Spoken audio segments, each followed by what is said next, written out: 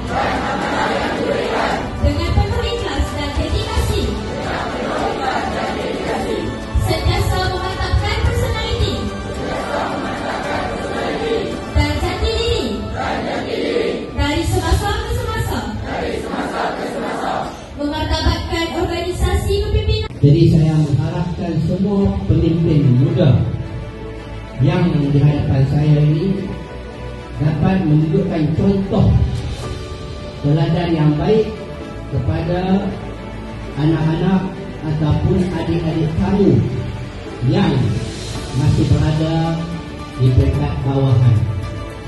Kalau kamu menjadi teladan kepada pelajar-pelajar lain.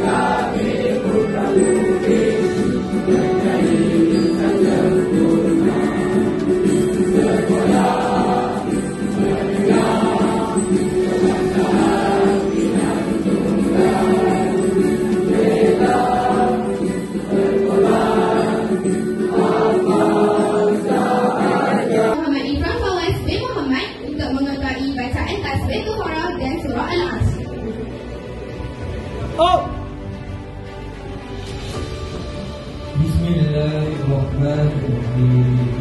Wal 'asr innal insana lafi khusr illa alladziina aamanu wa 'amilus shalihati wa tawassaw bil haqq wa tawassaw bis sabr. Subhanakallahumma wa bihamdika asyhadu an la ilaha illa anta astaghfiruka wa atubu ilaik.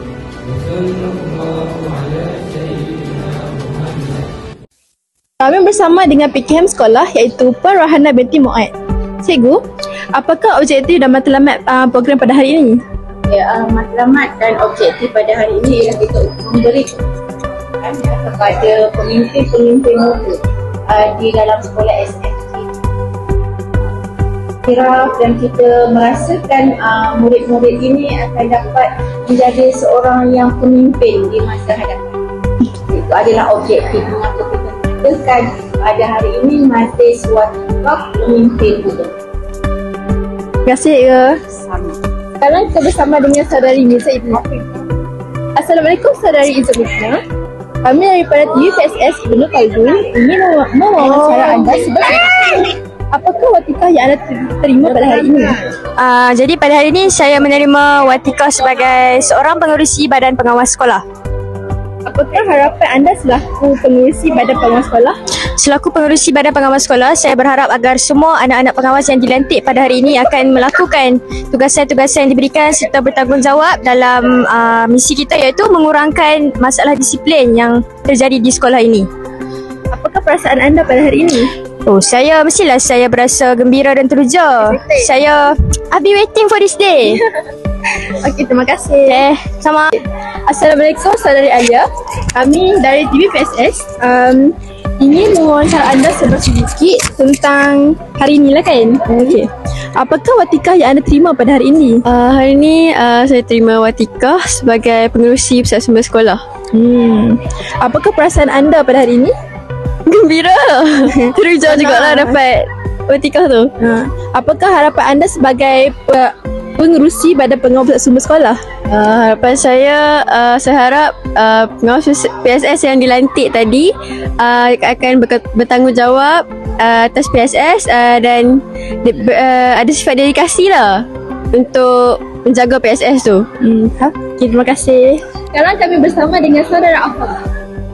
Assalamualaikum saudara Afadhal. Waalaikumsalam. Kami dari TVPSS Ibnu Khaldun ingin mewawancara anda sedikit.